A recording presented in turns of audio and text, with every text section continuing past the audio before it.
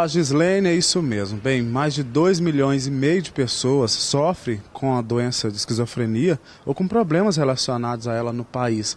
Quem vai tentar ajudar um pouco a gente aqui a entender um pouco melhor essa doença é o Bruno Caetano, ele que é psiquiatra. Bruno, quais são os principais sintomas dessa doença? Os sintomas que mais chamam a atenção são os delírios e as alucinações, que são os sintomas clássicos de psicose. O delírio ele é uma alteração do pensamento, é uma ideia equivocada que não corresponde com a realidade. Isso é o delírio. E alucinações são alterações da senso-percepção. A pessoa percebe coisa que não existe. Geralmente, na esquizofrenia, o mais comum são alucinações auditivas. O paciente escuta vozes, vozes de comando, vozes de ameaça, xingamentos, coisas que não existem, mas ele escuta. Tem uma faixa etária, algum grupo que é mais afetado por esse tipo de doença ou não? Tem sim, ele é mais comum em jovens, principalmente dos 15 aos 35 anos de idade. É a faixa etária de pico, porque é uma doença do neurodesenvolvimento. Então ela comete mais as pessoas que ainda estão nessa fase de neurodesenvolvimento. E com relação aos sintomas, como não confundir esses sintomas, já que você disse, por exemplo, que alguns deles parecem com uma depressão. Como tentar filtrar e não confundir esses sintomas como sendo de uma outra doença, um outro problema? Aí já entra uma análise mais cuidadosa, mais sutil. Uma coisa muito comum, por exemplo, o adolescente, o jovem, ele tem uma queda no rendimento escolar, ele tem um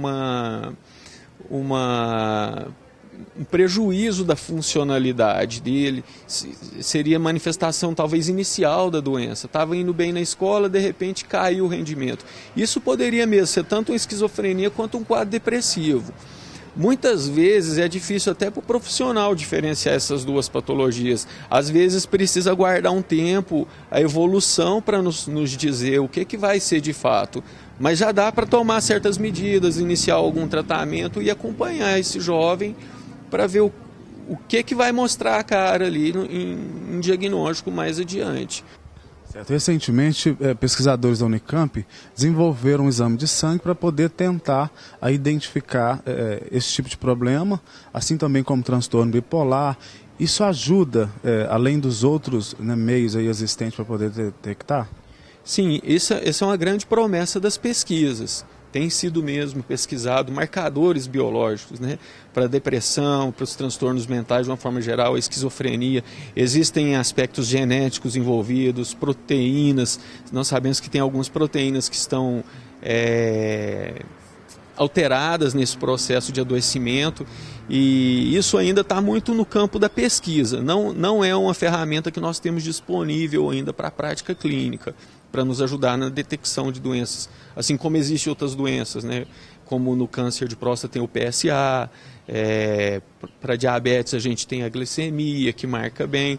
A gente ainda não tem nenhum marcador biológico para ser usado na prática clínica, no dia a dia. Tem alguma causa definida essa doença?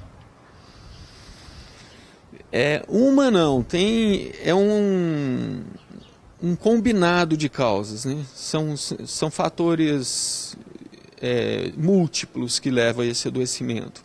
Nós sabemos que existem aspectos genéticos envolvidos, aspectos ambientais, até mesmo uma virose que a mãe teve durante uma gravidez pode desencadear o processo e fazer com que aquela criança no futuro seja vulnerável e tenha predisposição a esse adoecimento. Com relação ao tratamento, é algo tratável no sentido de apenas fazer um controle ou não a cura? Hoje em dia tem um esforço muito grande para fazer o tratamento precoce. Isso sim é uma grande promessa, a gente conseguir identificar quais são as pessoas que vão ter essa doença, que tem um alto risco de desenvolver esquizofrenia, e tratar essas pessoas antes que elas abram um quadro franco da doença. Isso já é feito em outras especialidades médicas, por exemplo, a cardiologia, eles tratam o risco de ter infarto, simplesmente por dosagem de colesterol e triglicérides, o médico já está passando o medicamento para prevenir um futuro adoecimento. Eles então tratam o risco de adoecer. Essa é uma ideia que eu acredito que num futuro muito próximo talvez nós tenhamos